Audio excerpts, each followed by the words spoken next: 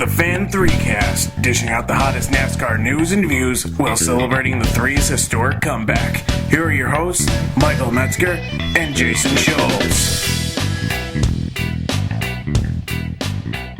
It has been a while, but we are back with the Fan3Cast. There have been 3 races run. The Challenger Round has concluded. We have 4 drivers who have gone home, so to speak, from the playoffs, the chase for the Sprint Cup, and we've got 3 races to preview on this big show. First, Jason, I want to start with the Challenger Round. Now, we had 4 drivers, A.J. Allmendinger, Alec Almirola, Greg Biffle, and Kurt Busch go home. Were any of those surprises to you? None at all.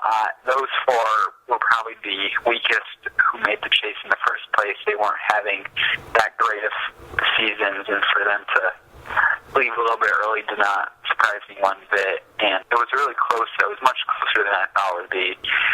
And you saw Allmendinger really, at the beginning of the race, he was right in the top 12, fell out. Almirola just never got it going on Sunday, so he didn't stand much for chance. Biffle was in and out and in and out, so he was all over the place. And looking at Kurt Busch, I thought he definitely would be among the final, the 12, because he has shown to be fast at times, and the last 2 races he's been pretty fast, but he just missed out in that.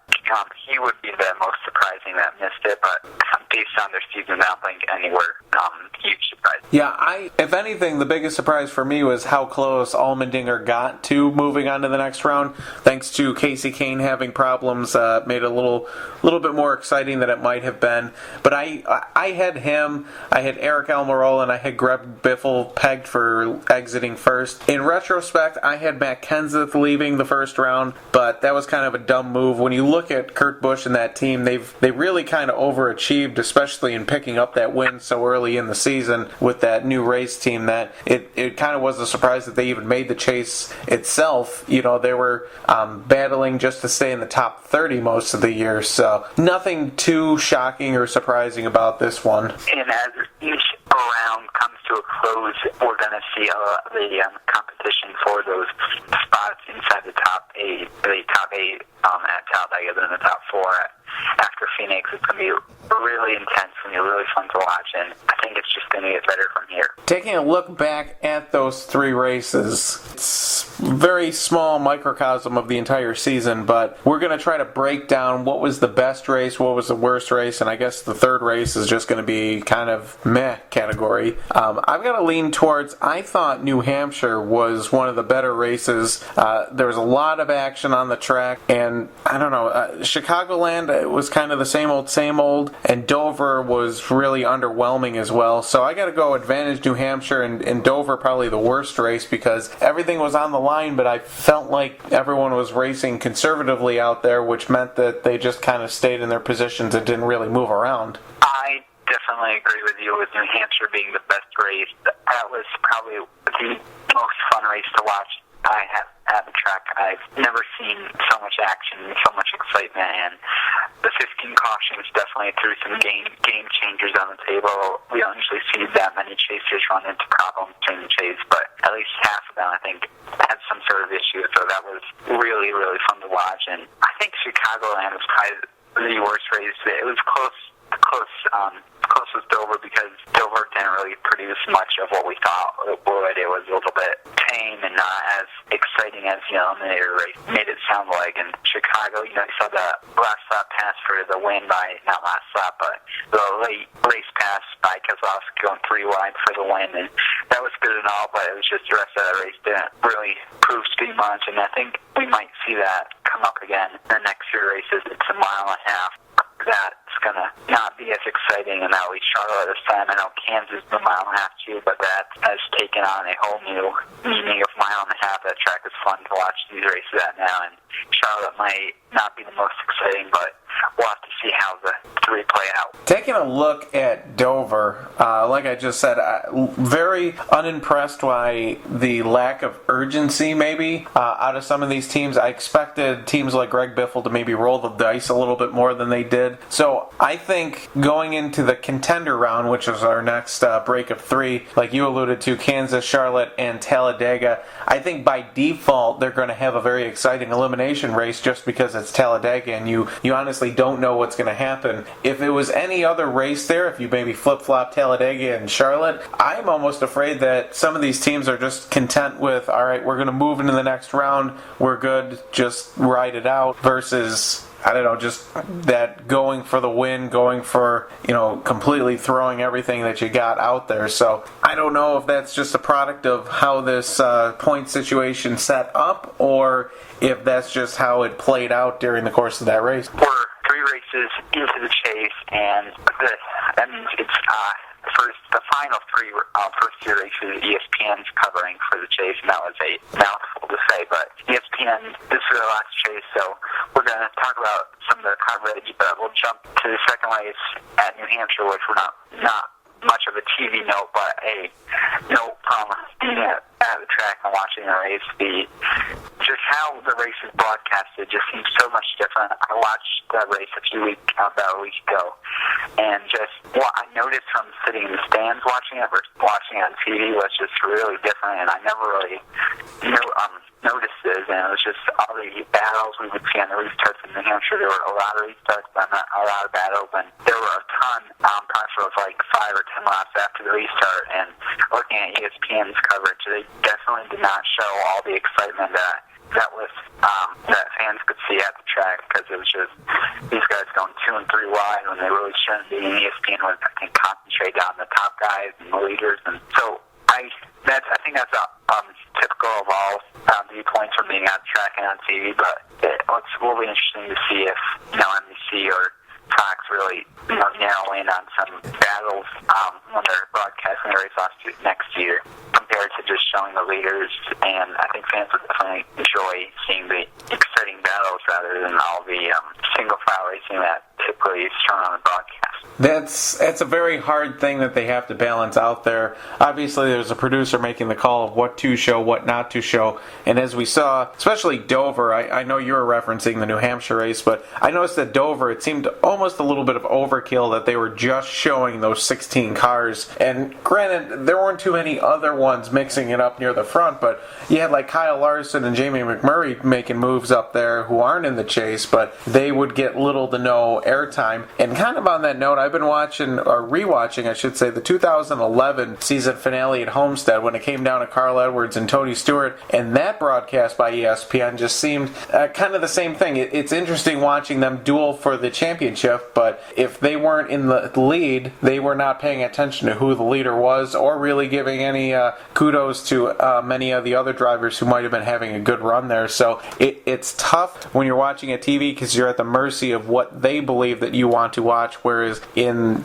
watching the races themselves in person, me being a Ken Schrader fan back in the day, he was never one to run up front a lot, so I could actually watch him and pay attention to him when I actually went to the races, as opposed to, maybe I'll see him today, maybe I won't see him today. Now we'll jump to another aspect of the TV coverage, and the pre-race show in the pit studio. ESPN has their pit studio at the track each week, and I know Mike's not a fan of pre-race shows, and then we're wondering if NBC's going to have a pit studio next year when they jump on coverage for the second half of the season. And I really do like having the studio at the track. It's cool to see, and it offers sort of a roundtable pre-race thing, talking about what's going to happen and stuff. And yeah, I like how ESPN does it a little better than how Fox has done it, with Fox just stating the news, and versus ESPN, they really talk with topics sometimes. And I think the key to having a pit studio has got to be they've got to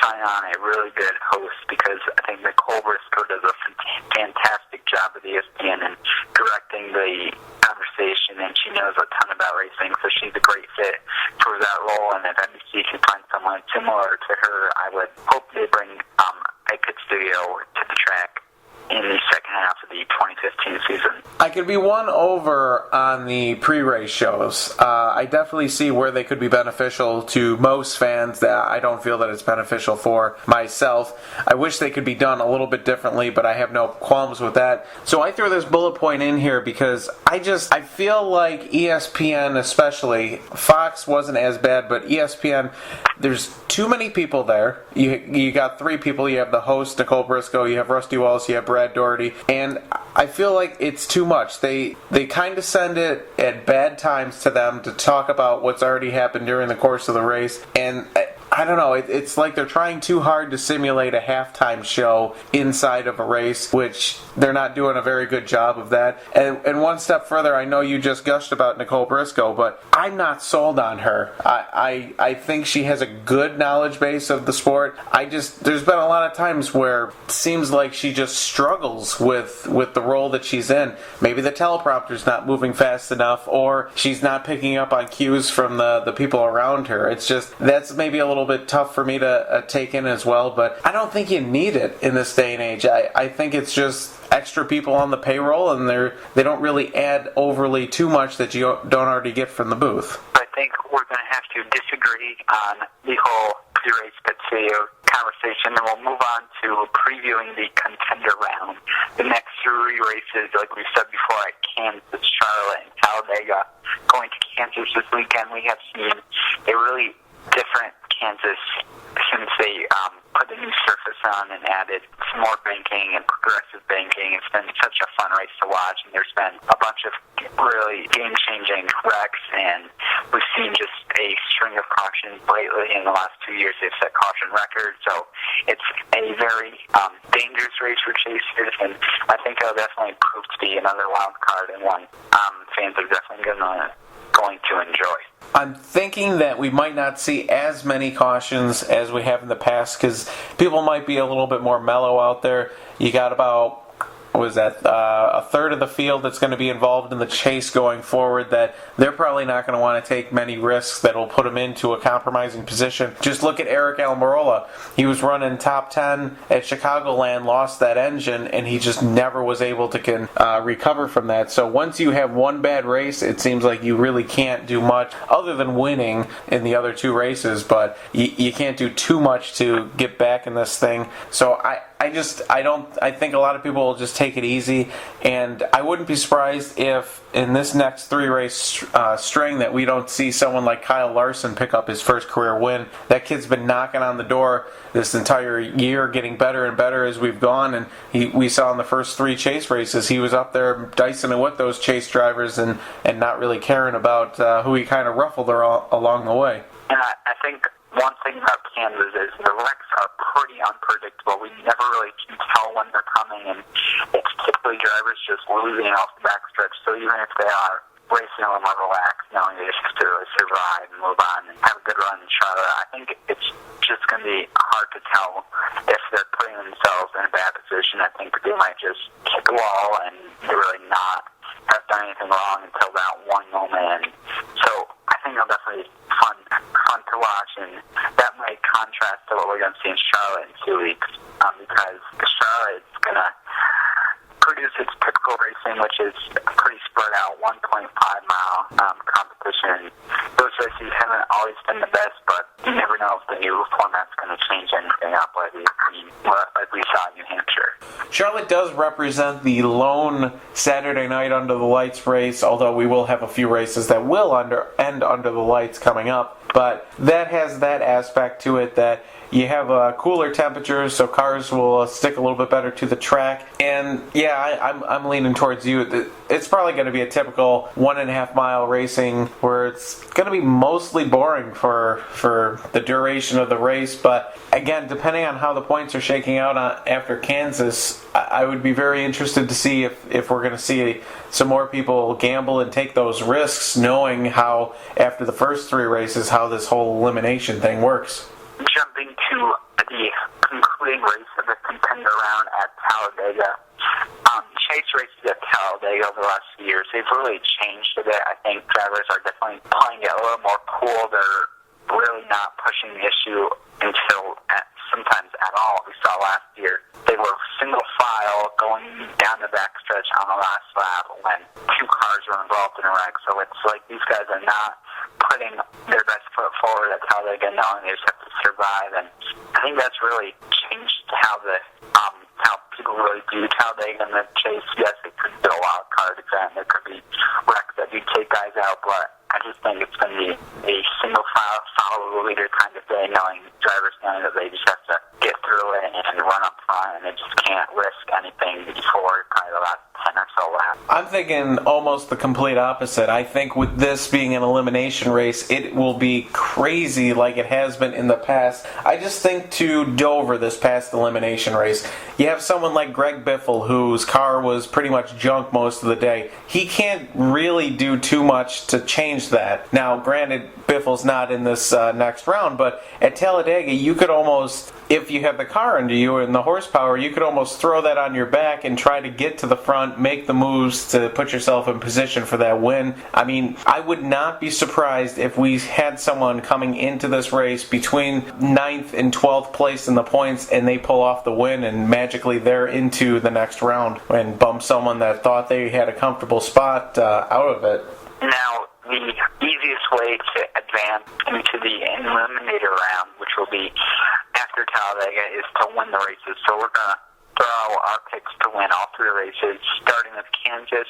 I'm going to go with Kevin Harvick. He's just been the Kansas master as of late, and he'll be good again there this weekend. He's really been strong in a lot of these first three races. I think they put it all together for the Hollywood Casino 400. Going to Charlotte, I just think that race usually produces a little bit of a surprise winner, some guy who hasn't been doing great all season long, and I think Matt Kenseth fits the bill for that one, and he'll probably be up front and contending for that victory. Going to Talladega, it's going to be wide open, but I just feel like Jeff Gordon has a good shot there and could really get the job done.